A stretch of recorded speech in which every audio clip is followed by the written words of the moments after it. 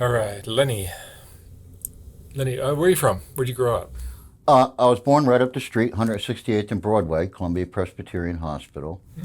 My parents actually lived in Fort Lee, but my mother came over here to have me and my sister.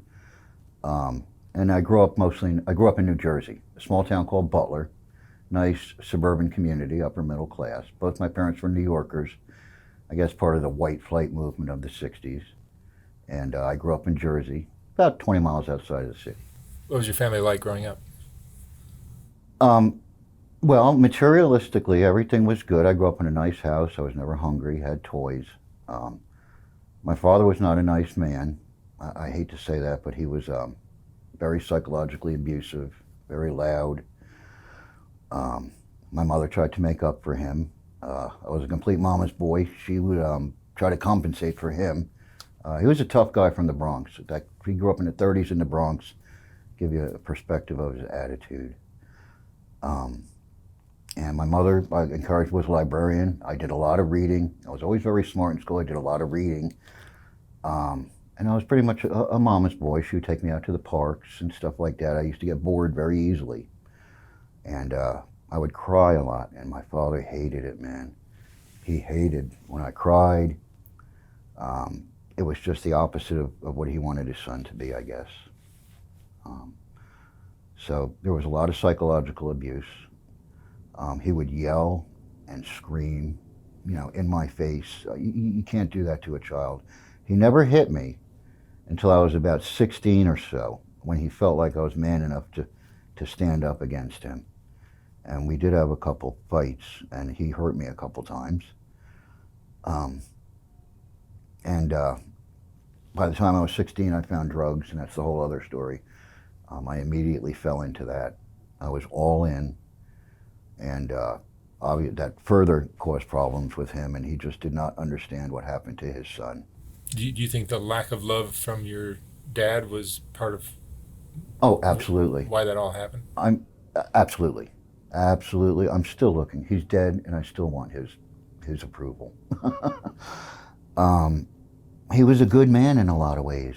He was a good man who had a really bad anger problem, if that and And if you knew his story and his parents and his grandparents, you'd probably understand it. my mother told me that his mother was very abusive to him when he was a little boy. She would beat him really badly. So yeah, that's the cycle of abuse, right? Um, I seem to be a perfect example of that. Um, To drugs. yes, well, so like I said, I got uh, everything was good growing up materialistically. Um, but I was an angry little boy. I was at a psychiatrist by the time I was 8 years old. Diagnosed, they called it hyperactivity back then, and ADHD. yeah, ADHD. They used to call it hyperactivity, but today ADHD. They gave me Ritalin and Mellaril, probably from the age of 8 to maybe about 13 or 14. I took it for a while.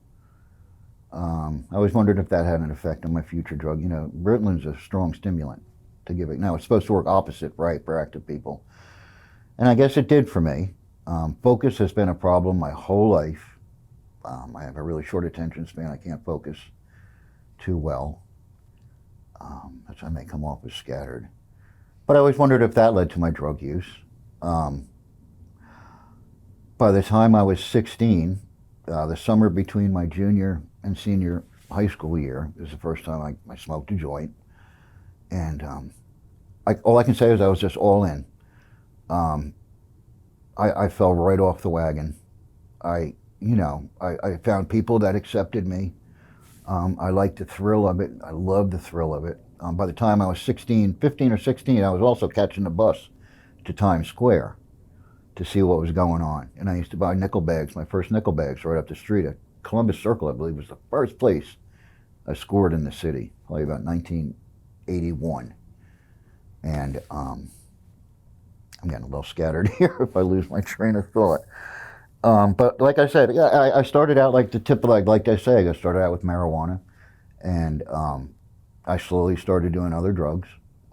I loved the excitement. I was accepted by people. I grew my hair out. I had very bad acne as a kid. I mean, I had cystic acne on my face. I still have a lot of scars. My father, he was just so mean about some things. I mean, it's hard to explain how that is tragic for a teenager. It was really tragic, man. I used to have cysts on my face that would just leak. I didn't think I was ever going to get laid. But I did at 18. My first girlfriend, Leslie, the first cocaine I ever did. I had a girlfriend I used to hang out with. We used to throw extra luggage in the car so the girls had to sit up front with us. And anyway, blah, blah, blah. I got a girlfriend. I got laid. And Leslie, I loved her, and she loved me. She one day just brought home this stuff, cocaine. I'd never seen it, and I did some. I don't remember it being tragic right at that point or anything, but looking back now, I can see that she was far ahead of me as far as being streetwise. She was a couple years ahead of me. She was already an addict by the time she was about 17. Her father committed suicide. He shot himself right on the front lawn, which made her mother was pretty strange, Mrs. Gaines. I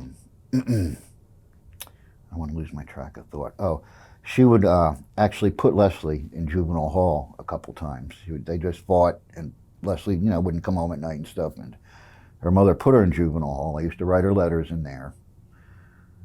She finally got back out. She got pregnant. We were together for about 2 years. Let's see, 1981, 82. This is about 19.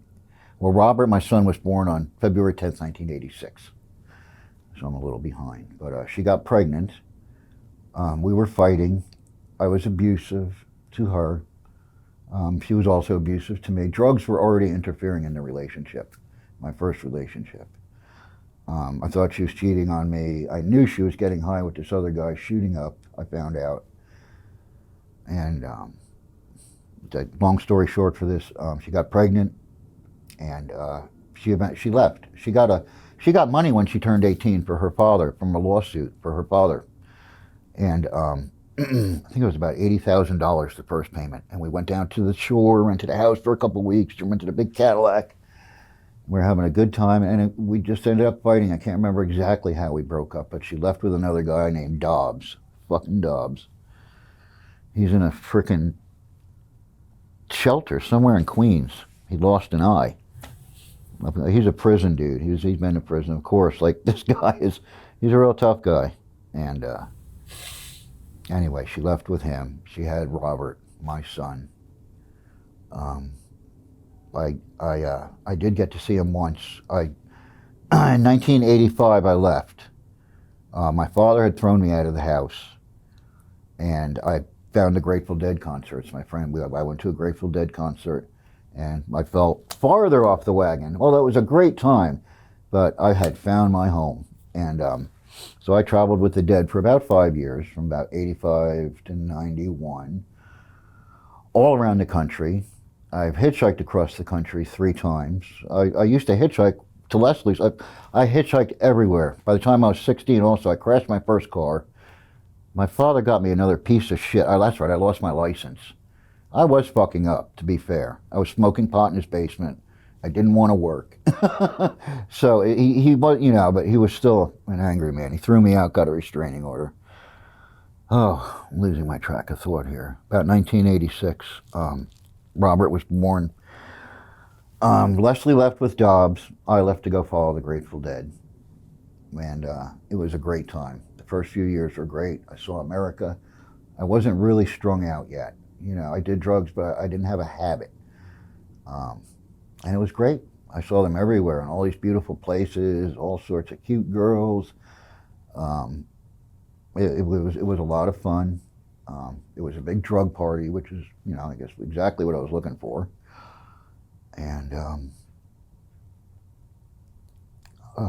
I eventually settled in California, around the Bay Area, Santa Cruz, Berkeley, and San Francisco, where all the Deadheads are. I'm sure you're somewhat aware of that. And so I would kind of rotate between those three areas for a long time.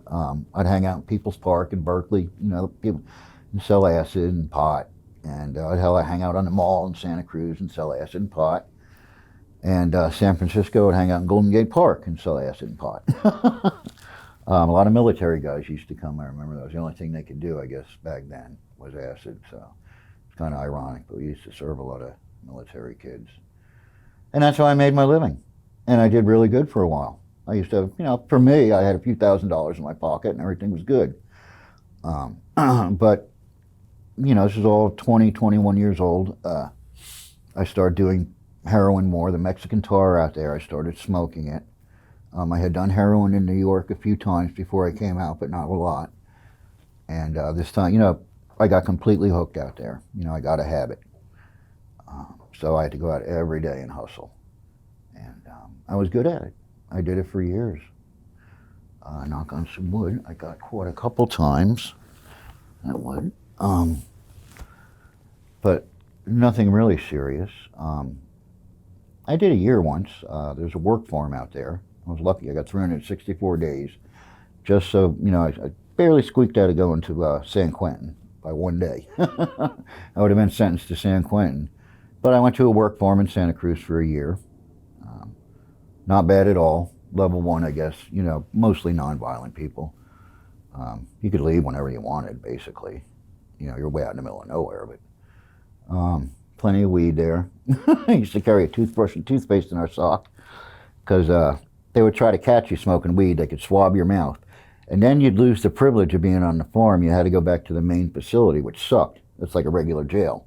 You're out on a nice farm with a softball field and all this stuff. But if you got caught, you got lost. You never could come back there.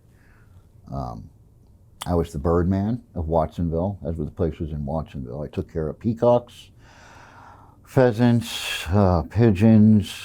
Oh gosh, there was ducks, some prize pheasants, Korean pheasants. There was 2 little cement ponds that they would swim in, and I would have to drain them and clean them. And right when they were nice and fresh and clean, I would sit in them. It was about 100 degrees out there. So I used to sit in those little ponds. The guards were pretty cool. That was a place where people used to come to get high because you were off the camera there. Oh Lord, I'm trying to think. I went there 2 or 3 times for a year and then a couple smaller stints. I was lucky. I never went to San Quentin. I continued using. I remember when I got out after the year, I had saved, I had $1,045. They let me out at 12:01. I had a taxi cab waiting. I had a needle in my arm within an hour and a half of getting out of there. You know what I mean? I was in good shape, healthy and good shape, ready to get a good start on life. I had big plans, and obviously I had a taxi waiting, and I went right down to the same place and got some dope. I did buy a motorcycle out of that money for $497. I bought a Honda XL on-road, off-road dirt bike. I had that for a while. The Mexicans eventually got it. I sold it to the Mexicans for coke and dope. I remember leaving there. I pulled in on my motorcycle. I left with my goodies. I laid down in a fucking ditch and did a speedball. Got all paranoid, peeking out the ditch. And that was the end of my motorcycle. I had a full-on habit by this time, obviously. Heroin was everything. Every day I had to go out and score. I managed to hold on for a long time, for years. I'm trying to think of the course of events. I would go to the Grateful Dead concerts, but that started happening less and less because I didn't want to leave the dope. I didn't want to leave I didn't go far. I'd go in California, but I wouldn't go too far. I wasn't going out in the Midwest or anywhere anymore where there was no dope, or I wasn't sure where it was. Out of all this video here, I want people to understand the tragedy of addiction. It took everything from me. I can go on and on and on, but it took everything. My family, every girlfriend I had was an abusive relationship. I didn't beat them, but I've certainly hit some girls. I've treated them very badly. This is all over drugs. We're strung out fighting over drugs. But is it really drugs that are the problem, or if you would go a level deeper, could it be the lack of love that you experienced as a kid? Absolutely. I've been analyzing this my whole life. Because we can try to stop the drug habit over and over and over and over again. I just But if you wasn't can cure able to that stop. childhood, I still have a lot of pain. I had a lot of pain. I did not understand why my father didn't like me. And I just kept seeking his approval. even though Um, he was around, uh, he was in New Jersey, you know. but He would, it wasn't like he abandoned you. I feel like he did. He never taught me anything. He never taught me anything, you know, I'd sit down and talk about girls. He never taught me anything about life. My family, the Depression era, I was expected at 18 to know exactly what I wanted to do, you know, to either go get a job and move out. Well, you know, you could stay home if you went to college, but it was a lot different than it is today. I was expected to do something at 18, to, you know, something towards my life, not sit in the basement and smoke pot. I agree.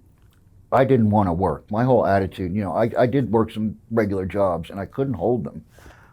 I just wanted to get out and see the world. I knew that I could hustle. I never had any doubt about my ability and my wits to go out and hustle to get some money. My dad used to get so mad. He'd say, "You want the easy money. You just want the easy money."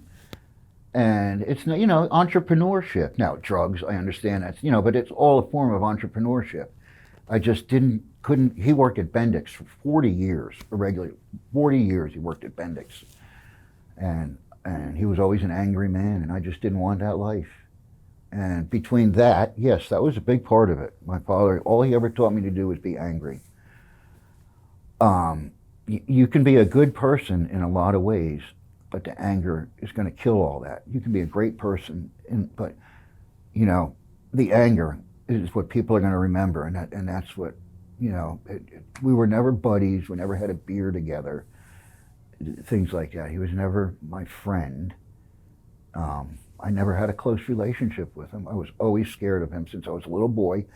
It's very hard when a child doesn't know what to expect, you know, and I never knew what to expect from him. He could break into a rage, and if I left one of his tools, his tools, if I left one of his tools in the wrong spot, talking about a 10-year-old boy, he would just rage in my face, screaming at me.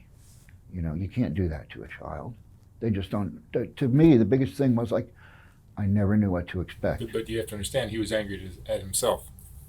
Yes, but he would never admit anything. Him and my mom went to counseling. He would get up and walk out. He would not admit anything. He felt his way was right, and he wasn't doing anything. He was taking care of his family. He was a man. He worked his job. He supported his family in a good way. And I don't know if he felt it was his right, but that's just the way, I guess, like I said, his mother was abusive to him, and it just carries on in that cycle. All I can say is he just was a very angry man. And he would never sit down and talk like I am. He would just clam up and sit in his chair and watch Archie Bunker, smoke his cigarettes. You know, he came home from work, he sat in his chair, he took a shower, and then that was it. That was the routine for my whole life. So he was never like a friend. He never sat down and talked to me, tried to talk things out. You know, he did not believe in depression and anxiety. These are all words that are excuses. You know what I mean? It's just all, you know, be a man, stand up, and fucking do what you need to do. You know, and I couldn't do that. And that's the worst offense you could be in my father's world was a bum. You know, to be called a bum was a bad thing. They still call you, they still use it somewhat, and I was a bum. And he didn't understand what happened to his son. He did everything right, he felt. You know, he supplied a nice home and everything I needed. And he did. And I did grow up nice. I had a brand new moped when I was 15 years old. But his anger would ruin everything. He raged. His mother died, and he went on a drunk for a couple of weeks. And boy, I remember it scared me. He didn't drink or do drugs. My father never smoked pot. Completely anti-drug, depression era person. You know, nothing. You know, drugs, nothing to do with it. Bad, evil, poison. You know. He wasn't a drinker. He would have a can of beer, just one or two. Yeah, he would have a can of beer. The only time I ever saw him drunk was when his mother died. I guess I was about 10 or 11 years old. And he went on a drunk for a couple weeks. And he would just sit in the kitchen and drink it. Boy, it scared me. He would make me sit on his knee, and he was just telling me things about when he was a kid. But I was just terrified because, I didn't understand the state he was in. He always had beef with the neighbors. There was always bitching about the neighbors, you know what I mean? I grew up in North Jersey, right outside of New York. We had a neighbor who was a bookie, Mr. DeCoyer, and he hated him. He thought he was a scumbag, too.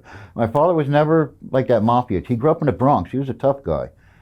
But he never was like that mafia type. He didn't like that kind of people. He was just a very straight-laced, hard-working man. And anyway, he got drunk, pulled his fucking 38 out, and went out in the cul-de-sac, waving it around, calling everybody out, man. He didn't shoot. I don't even know if it was loaded, but the police did come. He did not go to jail somehow. So that's an event I remember. Then I had to go out and face all the neighborhood kids, obviously. A lot of stuff like that. Best way I can describe it, he was angry, and you're right. It did have a big influence on me using the drugs.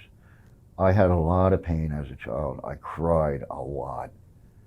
And like I said, my mother tried to make up for him. So he would get very angry because I would go to my mother because she was nice to me. I was always told I was very smart in school. I remember my mother took me for a test, an IQ test, and I guess 8 years old, I came in at 127. So I've always been told I'm real smart. I know my IQ has at least dipped into the genius sometimes in my life.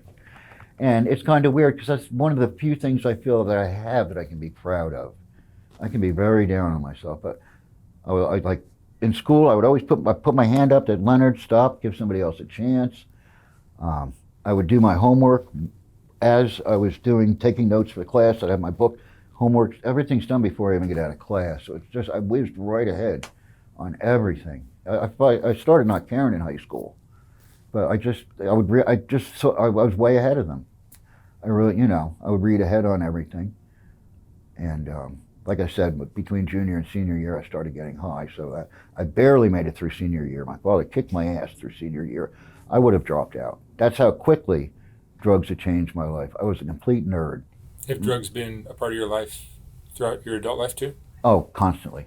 I've literally been on opioids my whole life. Still? I've been on methadone now for a little over 20 years. There may be 5 or 6 years out of my life that I did not have an opiate habit. I've been on it my whole life, whether through street drugs or methadone. I'm still on it. Methadone is still a ball and chain, somewhat. I'm on the best, I get a month's worth of take-homes. I haven't had a dirty urine in years. I'm stable. I've lived in the same apartment. I have not used. Is life better on methadone? Yes. I can honestly say methadone saved my life. Not much of an exaggeration. I could not stop using. I just couldn't stop using. I don't know how. I took my first AIDS test in 1988. There's something to terrify you. And I had gotten high with people who came back positive. I got the grace of God or whatever. I never caught it. What's your biggest regret? Not being there for my son, Robert. The child who was born in 1986. I told you his mother was an addict also. She lost him by the time she was I think he was about a year and a half old. He lost her. She lost him. He grew up in the New Jersey Department, DYFS, Division of Youth and Family Services. A terrible place.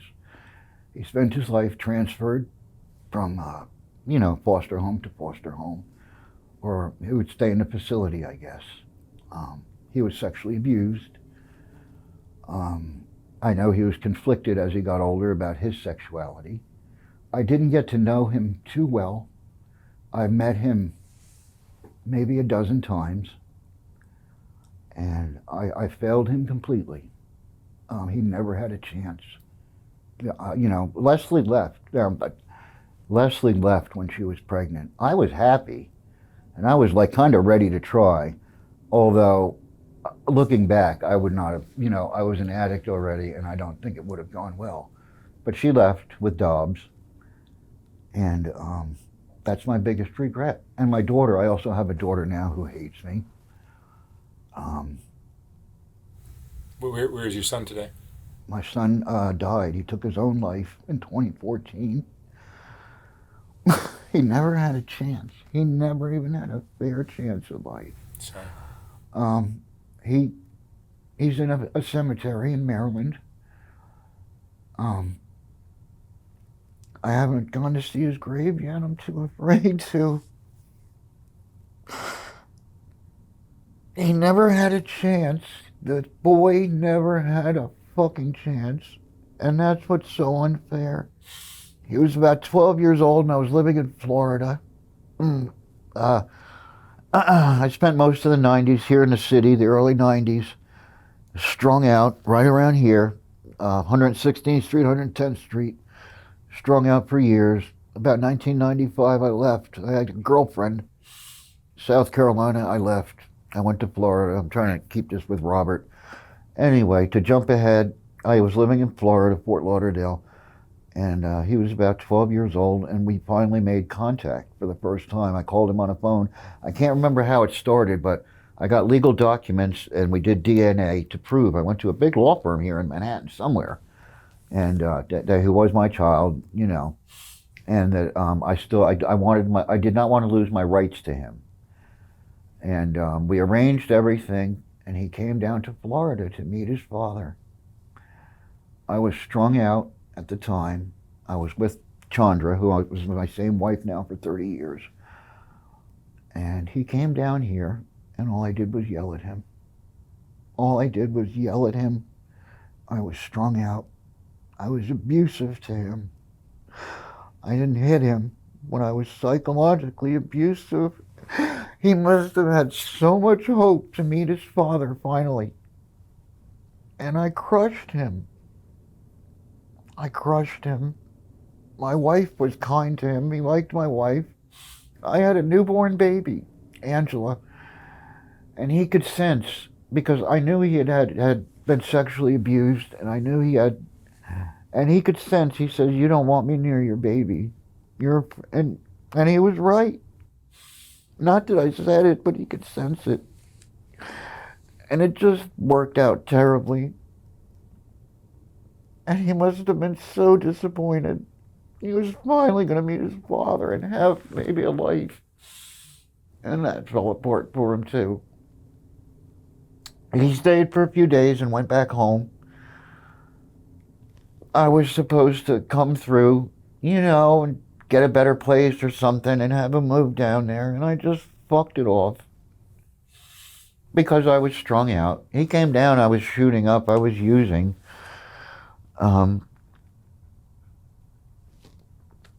And that's probably my biggest regret. That and my daughter. I have a daughter now too. She hates me. We fight. And it's so messed up. Her boyfriend is abusive to her. And she won't leave. And I feel like I'm the one who made her. You know how psychologically a girl will find, you know, I was abusive to Angela, just like my father was. I did the same thing. I yelled and screamed in her face. You can't do that to a child. You can't just yell and scream at them and they just look at you. And you're just screaming about something they don't even fucking understand. I just still have a lot of anger and rage in me, a lot. It's never gonna go. And those are my regrets. Just the other day, she said, don't call me. I'm not your child. I'll call the police. I'll get a restraining order. And things have been good since she moved out. She's been going with this guy for 10 years. And she moved out. We fought. It's a long story.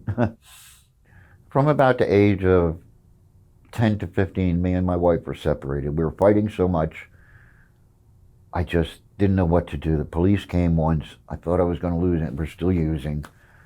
So I took my wife. I didn't kick her out. I put her in a place where she could stay with these other people. And me and Angela got a place. And it was just me and Angela for about 5 years. And it was hard. I worked at AutoZone. I scavenged used tires to make extra money. I'd go pick good tires out of the old tires. It's a pretty good hustle, really. I still do it a little bit. But I know I'm coming off a little scattered. How old was your son when he passed? 20, 86, 96, 06. He was 28. How did he kill himself? He took pills, from what I understand.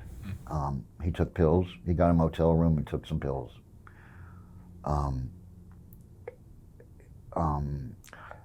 After when he grew, and I was so angry. My parents, when I was in California, fucking up everything up. My family knew I had a son. My big Italian fucking father, all about family. Growing up, I always heard about family. Family's so important, family this, family that. It was, that was his thing. And they never did anything to try to get him out. They knew that he was out there somewhere. He was in Paterson, New Jersey, not far away. And they knew it, and they never did anything to try and get him. Leslie's mother, my girlfriend's mother, Mrs. Gaines, the one whose husband shot himself, she's pretty strange, but she's the only one who stepped up and took care of him in his teenage years. I don't know why they left him for so long in the Department of Youth and Family Services. But Mrs. Gaines took him in when he was older. Maybe he was 18 and he got booted out of there. But Mrs. Gaines stepped forward, and she had remarried. And her and her husband, they lived in Maryland. They helped put him in school. They got him a car. He lived with it. Mrs. Gaines and this other man, a stranger, not his relation, stepped forward and took care of him for years. But yeah, those are regrets. I'll never get Robert back. The cycle continues. Yeah, you're right, and I don't want it. I did the same thing. You know what? I did the same thing to my daughter, except my father would never sit and talk like this. I like to talk. I'm always willing to listen. I'm always willing to listen, compromise, and look at things. I try to be reasonable. I think like a lawyer. Always a reasonable standard. And, losing my train of thought. What's your biggest fear? Being left alone. My biggest fear. How old are you? I'm 59, and my biggest fear is my daughter had made it clear she has no interest in helping. If I ever have a big stroke or go to a nursing home or something, she has no interest. She's made it very clear numerous times, don't call me, I have no interest in helping you in any way, or your mother, or her mother. So my biggest fear is being left. My wife is not nearly as quick as I am. She almost needs, if I drop dead right now, she would probably need assisted living. So she's not really capable of looking out for me. I'm capable of looking out for her. So I really feel all alone in a lot of ways. I also have a sister, I didn't bring up, but I have a sister, 7 years older than me. We were never close. I have no memory of playing with her. She hates me. She's very successful, worth a few $1 million, works at West Point, chemical engineering degree, environmental engineering degree. Partied with me when we were younger. I've done coke with her, mushrooms with her, smoked pot with her. She never fell off the wagon into addiction. I did. And just like my parents, she doesn't understand it. I don't want to hear about this depression, anxiety, fucking addiction bullshit. And she has a chemical engineering degree. We all know this comes down to body chemistry, flooding your brain with those beautiful chemicals. And she can't do anything to let me have any excuse, because then her whole house of cards about me falls apart. Because I am a good person. I'm a good person. I'm a loving person. I just had a really bad problem. Anyway, I got a little bit lost, but we threw my sister in there. You asked me what my biggest fear was. So she's not going to look out for me one bit. And my biggest fear is being left alone somewhere in a nursing home, having to rely on strangers for my care. That is scary. It should scare any older person. But if you had your life to live all over again, what would you have done differently? Well, I can tell you that I look at my life and I would almost rather still be this because at least I had some excitement. I had a different life, a hard life. But like if I had the life of my dad who just kind of worked at Bendix, that's not what I wanted. Or a big, you know, But you had two kids. I did have two kids, and that's where I failed. Um, You traded them on good times. I did. I did. That's true. I can tell you I was an addict and I can't control myself. But no child wants to hear that. You're right. I abandoned them. I should have fought harder for Robert when I was younger. Um, if I wanted to, if I had been doing well, I'm sure my parents would have backed me up, and I probably could have got Robert. If I'd been going to school, but I wasn't. And that's where the pain comes in, and that's where the just not knowing. Am I really that scumbag? Is it just the chemistry? We all know addiction is a disease. Medically, the AMA, it's a disease. But that doesn't work to you can't tell people that. It doesn't soothe the pain of somebody you abused. What would you say is the most important lesson you've learned in your life? Oh, God, I hate to say it. I don't want to be negative. I'm trying to come up, but that people can be really bad, man. And I've just had a lot of people turn their backs on me, and that human nature defaults to the negative, and that's human nature defaults to the negative. Look at, oh God, don't even get me started with the politics. I don't know where you stand on things, but we're in serious trouble. We're in serious trouble, and people don't realize it. You know what the cause of this is? Misinformation, and this may sound bad, but people of average and below average intelligence cannot make an educated decision. They're not critical thinkers, I guess. And half the country is just going nuts, man. That's a great way to end this video. So, okay. All right. Leonard, thank you so much for sharing your story. Thank you so much. This really means a lot to me. It really means a lot to me, and I appreciate your time. Yeah, thank you.